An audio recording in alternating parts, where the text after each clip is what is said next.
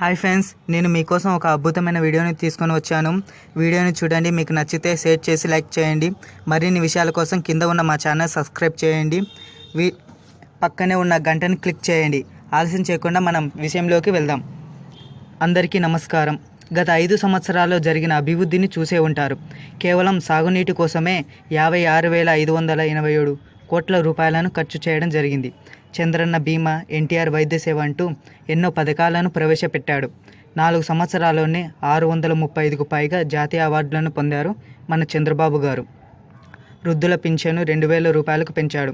గత 4 సంవత్సరాల్లో ఎంత అభివృద్ధిని చేశారని అనుకుంటున్నారు, కానీ దేశానికి మూల స్తంభాలైన దేశ భవిష్యత్తును మాత్రం అసలే పట్టించుకోవడమే లేదు.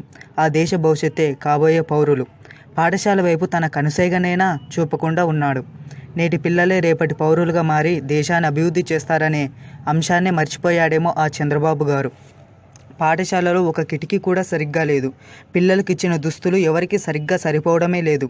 పిల్లలకు 6 నుండి 14 సంవత్సరాలు వచ్చేంత వరకు ఉచిత ప్రాథమిక నిర్బంధ విద్యను అందించాలని ఎంతోమంది చెప్పారు. అందులో భాగంగానే పిల్లలకు చదివించడం కోసము, తల్లిదండ్రులు పాఠశాల పంపడం కోసం మధ్యాహ్న భోజన పథకంను ప్రవేశపెట్టాడు. పిల్లలకు సరైన పౌష్టికాహారాన్ని అందించాలని. కానీ ఆ పథకం సరిగ్గా పనిచేయడమే లేదు. పిల్లలకు వంట వండడానికి సరిపడా సరుకులు కూడా లేవు. ప్రతి వారం గుడ్డు, అరటిపండు ఇవ్వాలి, కానీ వాటి జాడ అనేది అసలు పాఠశాలలో కనిపించడమే లేదు. ముందు వంట వాళ్ళు, వారికి జీతాలు అసలు 6 నెలల నుంచి రావడమే లేదు. పిల్లలకు మరి భోజనం ఎలా వండుతారు సార్? ఒక్కసారి ఆలోచించండి.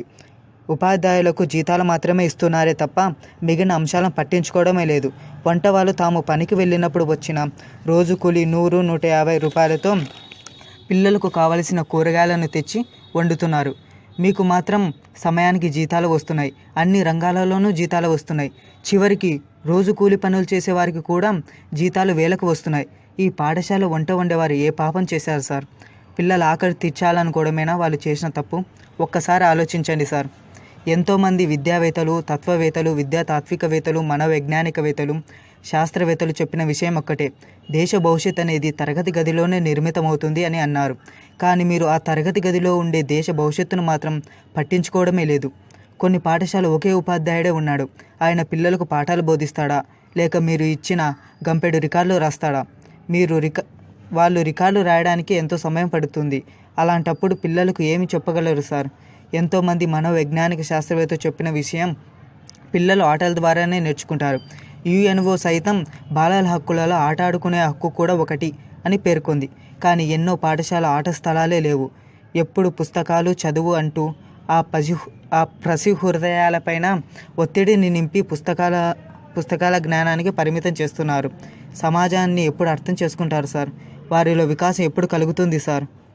గత 4 సంవత్సరాల్లో జీడిపిలో 54% సాధించి మన తలసరి ఆదాయాన్ని పెంచారు. కానీ వృద్ధులకు 2,000 పింఛన్